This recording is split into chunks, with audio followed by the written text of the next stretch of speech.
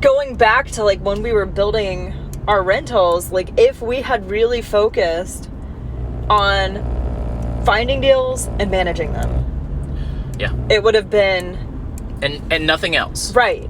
I mean, I remember I read a 600-page book on LLCs and entity structuring and how to be legally within the bounds. Do you think it took you maybe a month or two to fully grasp all that?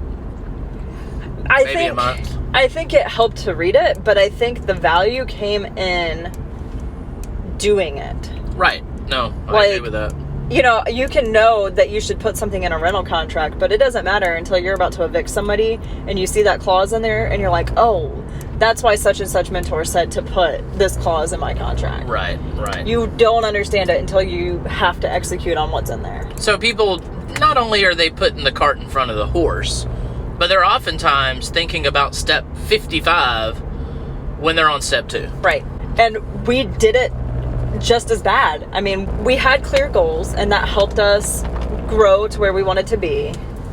But we also you have to focus on one step at a time. Right. Because worrying about, should I have an LLC or not, but you don't have a rental property, it doesn't matter. Right. Because you have nothing to put in that LLC. Well, because at the end of the day, I mean, that property can operate as a sole proprietor. Right. And when you get big enough, you can move properties around. Right.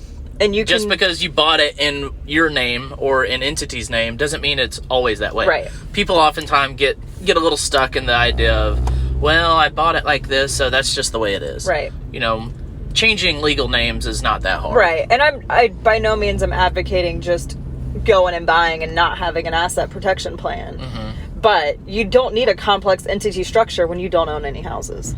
That's true.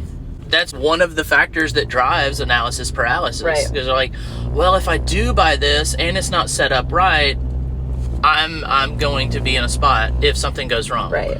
You know, they're worried about the what ifs. And I think we did an episode at one point about the what ifs, and you know, what ifs will essentially grind you to a halt. And you'll never move forward if you're always concerned about the what ifs. Right. What ifs are going to happen. And how do you get through a what if moment? Well, that is the beauty of building a community. Yep.